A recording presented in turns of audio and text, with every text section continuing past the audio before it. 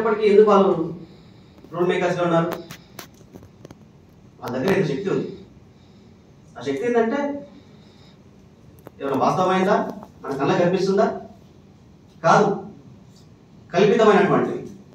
కులాలు, మతాలు, దేవుడు. మరి వాస్తవమైనటువంటిది ఏంటి?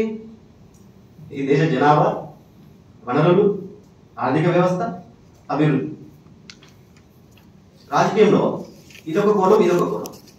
మరి రాజకీయాల మేనిఫెస్టోలలో రాజకీయం తర్వాత జరిగేటువంటి పర్యవసానాలు, దాని పరిణామాలు ఎలా ఉంటున్నాయో మీ అందరికీ కూడా ఒక రకమైనటువంటి ఫోకస్ రావాలి. విశ్వవిద్యాలయం చదువుతున్నాం మనం, అవునా కదా? మీరు ఈ డోర్ నుంచి వచ్చారు యూనివర్సిటీకి. ఇక్కడికి వచ్చిన తర్వాత ఎట్లా పోతున్నారు? మళ్ళీ ఇట్లా ఈ ఏరియా నుంచి, ఇక్కడ నుంచి వచ్చిన దానికంటే ఇంకా దరిద్రంగా పోతున్నట్ల ఆలోచిస్తున్నారా? విశ్వవిద్యాలయం అంటే ఏంటి? ప్రపంచానికి విద్య నేర్పినటువంటి భారతదేశం తక్షశిల, తర్వాత విక్రమశిల, నాలందా విశ్వవిద్యాలయాలు ఒకప్పుడు ఎన్నో చదువులు జరిగాయని చెప్పారు. ప్రపంచానికి మనం విద్యను అందించాం.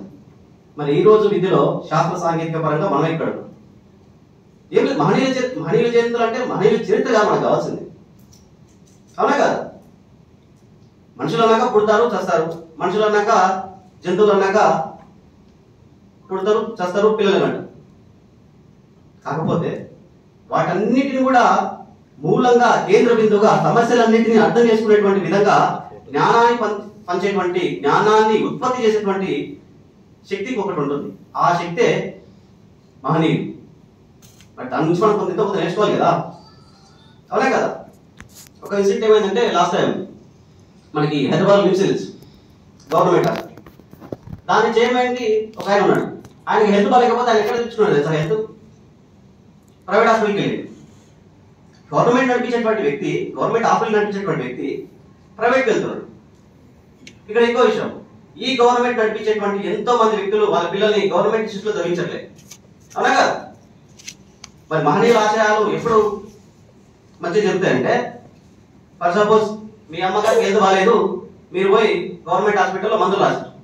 At the same time Revanth Reddy గారి భార్య, రేవంత్ రెడ్డి గారి తల్లి, కేసీఆర్ గారి భార్య, మీ అమ్మ ఒకటే రకమైనటువంటి పారాసిటమాల్ వేసుకున్నప్పుడు, అవునా కదా?